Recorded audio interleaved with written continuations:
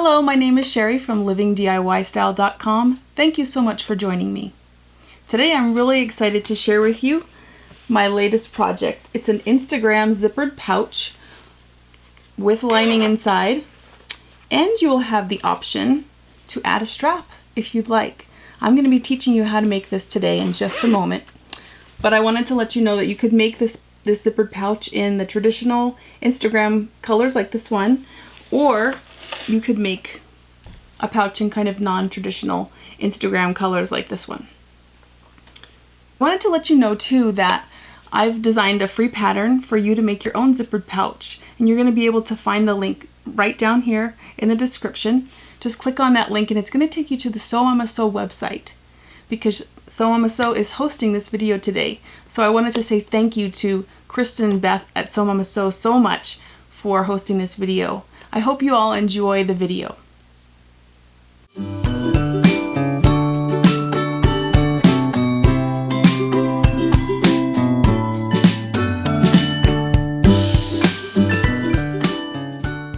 After you've downloaded the pattern, print out all 4 pages, cut out all the pattern pieces, and measure the 1 by 1 inch square with a ruler to make sure it printed accurately. Here's a picture of all the pattern pieces cut out. You will need to use a non-fraying material for these 4 pattern pieces.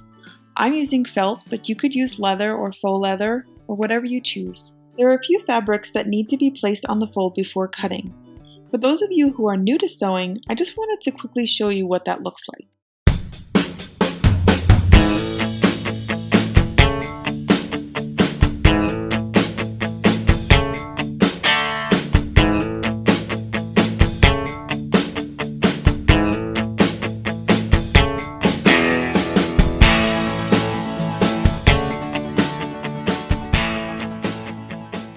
So now I'm going to show you how I sewed the rainbow colors together in this order: red, yellow, green, and blue.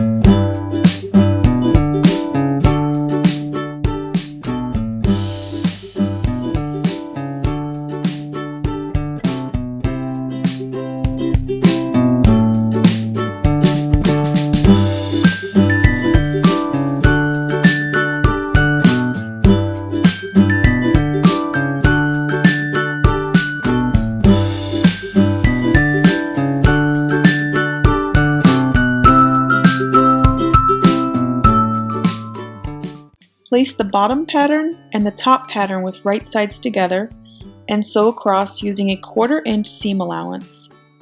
To give our bag a professional appearance and some structure, we're going to now iron on some fusible interfacing. But first we're going to trim it down a bit to prevent bulky seams. Make sure your fusible interfacing is adhesive side down. That would be the shiny side. And then iron it on. Now we're going to flip it over, and we're going to get ready to sew on some 1/4 inch double folded bias tape on the seam. To secure the bias tape in place, I'm going to use a little bit of no-sew basting glue, but you could use pins or hand baste it in place if that's what you prefer.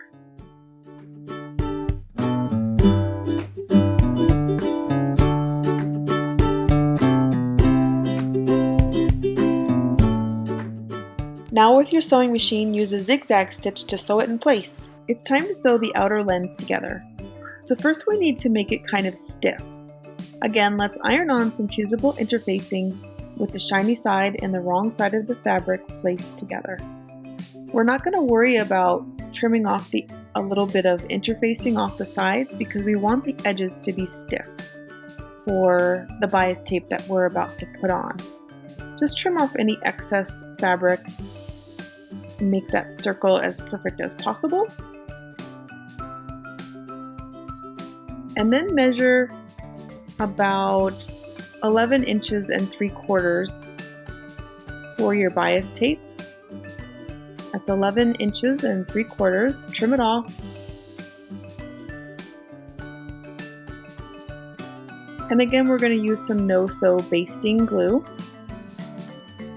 to secure it in place before we sew it on. First, we're just going to put a little dab down and fold it over.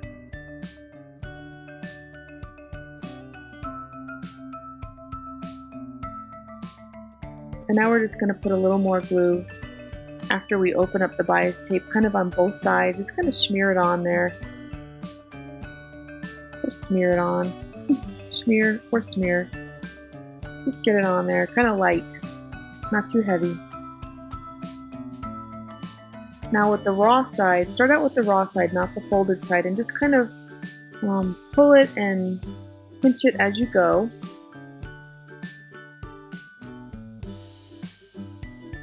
And now it kind of looks like I might need a little extra glue, so I'm just putting a little extra glue. That's the folded side right there. That gives us a nice clean finish there. So we're just going to let that dry. So put it to the side, and now we're going to sew on the inner lens. Center that up the best you can and sew it on with your sewing machine, or you can hand sew it, whatever you prefer. Now we're going to sew on the center lens. Center that up the best that you can and sew it on again with your sewing machine, or you can hand sew it on. Now I just need a little bit of reflective light for my center lens, so I'm just using the center lens paper pattern to give me that curve that I'm looking for. So I kind of just trim it back, and my goal here is to have two kind of curved rectangular shapes, and I like to have my top reflective light to be kind of shorter and the lower one to be a little bit longer. So now I'm just going to glue them in place, as you can see here with my no-sew basting glue, and now I'm just going to hand stitch them on.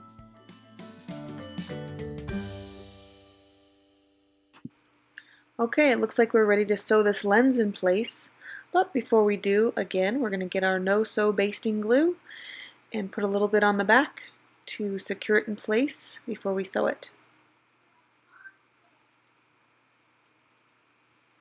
Now we're just going to let that dry for a second while we get our heart ready, which is right here.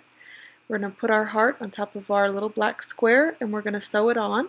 I hand stitched it on, but you can do it however you'd like. Now position your black square on your top pattern, get your ruler, and make sure you've got 1 inch on both corners so it doesn't get caught in the seam. Looks good. And then take it over to your sewing machine and sew that lens on, and sew the square in place as well. We're just about to sew this pouch together, so just before we get started, I want you to understand that when I talk about this side of the zipper, that's the right side of the zipper. And when I'm talking about or referring to the wrong side of the zipper, this is the side of the zipper that I'm talking about. And when I talk about the zipper pull, this is what I'm referring to right here. This is the zipper pull. Now in preparation for sewing our zipper on, we're going to place our zipper right side down and have our exterior side facing up. So we need to secure it in place, so I'm using clips, but you could pin it if that's what you have. So now I've taken it over to my sewing machine, and I'm just going to switch out my regular sewing foot for a zipper foot. On my machine, I just lift up this little lever in the back and press it in place. It's very easy. Keep in mind that when you put your zipper foot on, you have the option to either put it on the right side or the left side, and that determines where your needle is going to go down and stitch. So right here, I have the needle on the left side of the zipper foot, and I'm just trying to stay as close to the zipper as possible without actually stitching into the zipper. So now I'm going to stop my machine on just a second here. I'm going to stop with my needle down, and I'm going to lift up the presser foot so that I can move that zipper pull out of the way. That's what I'm doing here. Now I'm going to put the zipper foot back down and finish stitching. I just wanted to add that when you stop to get that zipper pull out of the way, you're going to want to stop about an inch to maybe an inch and a half before you actually need to pull that zipper pull out of the way. And that's going to help you avoid fighting with that zipper pull to get it out of the way, which is very easy to do. Flip your zipper up because we're also going to be sewing the back exterior fabric onto the right side of the zipper. It's going to look a little different this time, but ultimately we're doing the same thing. We're going to sew the right side of the exterior fabric to the right side of the zipper. And now I'm just clipping it in place, kind of flipping that zipper up as I go. Like I said, you could use pins instead, whatever you have available. And this is how it looks when you open it up. The zipper's just kind of sandwiched in the middle. And I'm kind of pulling that zipper, the other side of the zipper, out of the way so I don't stitch over both of them. And I'm keeping my needle on my left side and carefully sewing along, even though I can't see the zipper. I'm just trying to keep it out of the way. And when I'm done sewing, it looks again like this. So now I'm about to sew my lining on to the zipper. So I'm going to place the lining right side down, and the exterior fabric is going to be wrong side up. And I'm going to place the right side of the lining to the wrong side of the zipper, right here in the corner. And I will pull back the lining so you can see what I'm doing. I'm going to line it up with the top of the wrong side of the zipper, as you can see, and just clip it in place as we've been doing all along. So after you pin everything in place, it should look something like this. And you'll notice that I've clipped here and here, and I pinned here and here in order to keep that zipper, the other side of the zipper, under control. Keep in mind you don't want to pin too close to that zipper pull, because when you go to pull it out of the way, you don't want that pin preventing you from pulling your zipper foot out of the way. But it is good to pin the other side of the zipper down and out of the way because it's a bit unruly, especially with that fusible interfacing making things a little stiff. It tends to get in the way. And again, I still have my zipper foot on the left side, but I'm just kind of using my fingers to kind of feel my way through this. I'm kind of keeping about a 1/4 inch seam allowance to make sure that I don't hit that zipper. And then I'm just finishing it off. And I'm about to pull that zipper foot out of the way. So in order to do that, I'm opening up both exterior fabrics and I'm going to pull that zipper pull out of the way. So after you've sewn it together, it's going to flip back nicely like that. And now we're going to sew the other lining on with lining sides, right sides together. And again, we're going to sew that other lining to the wrong side of the zipper, just the other side. Flip it in place, and when you open it up, it should look something like this. And that's the wrong side of the zipper again, just so you can see. I didn't record myself sewing that together because I think you're getting the idea. But here is the lining side, here's the exterior side, and here you can see that I've done a nice top stitch over the top. Now let's sew our strap loops. The bag hardware that I used to make this project I bought on Etsy, and the link is going to be in the description below. And here you can see it's actually called a swivel lobster claw, and the seller that I bought it from sells it with the D-ring to go with it. And so in order to get the strap loop sewed on, you just kind of slide it through like that, fold it over, and then sew the bottom so that it looks like this. So you're going to sew the strap on in a very similar way. You're going to pick up your swivel lobster claw, and on the D-ring part, slide it through, fold it over, and then stitch it down. And then just put it to the side for now. Now we're going to put our strap loops in place. Place them just above the bias tape.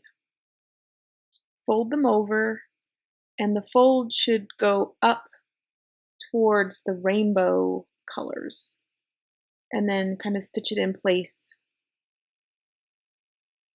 to secure it, like you see here. We're about to sew this whole thing together now. So at this point, you're going to want to make sure that your lining sides are right sides together and your exterior fabrics are right sides together. I flipped it over so that you could get a view of the back side. Even though you can't see them, this is where I have my strap loops sandwiched in.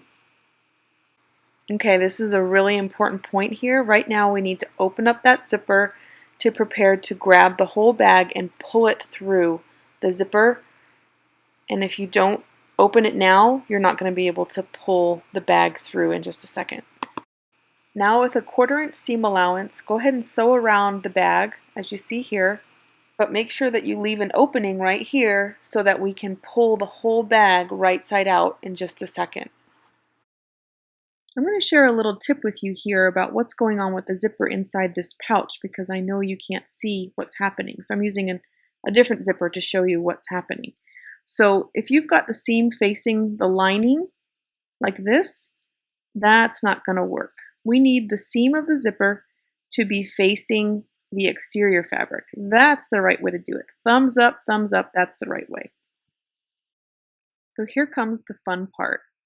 We're going to reach inside the opening of the lining right here, and we're going to pull this whole bag right side out.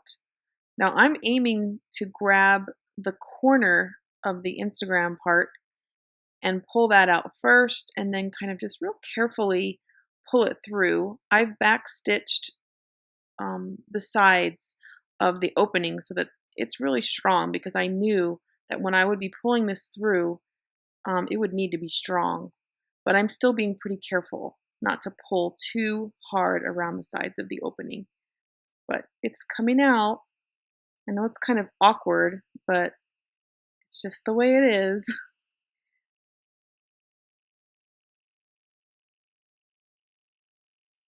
So here's the lining, and I'm just going to kind of stuff that inside to give you a little peek of what's going on here with the bag, and I'm pushing the corners out.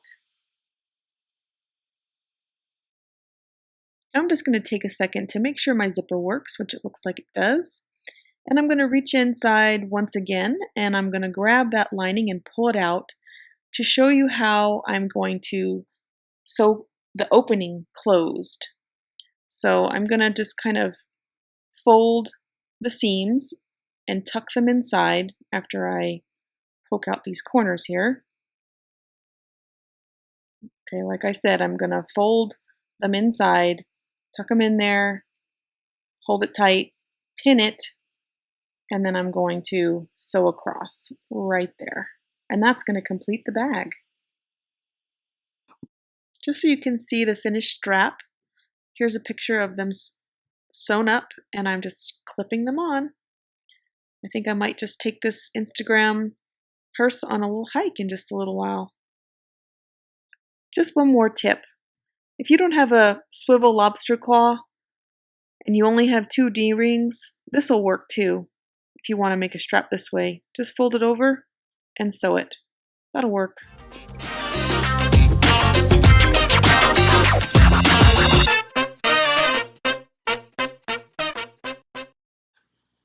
I hope you enjoyed this video. If you liked it, please give it a thumbs up down below.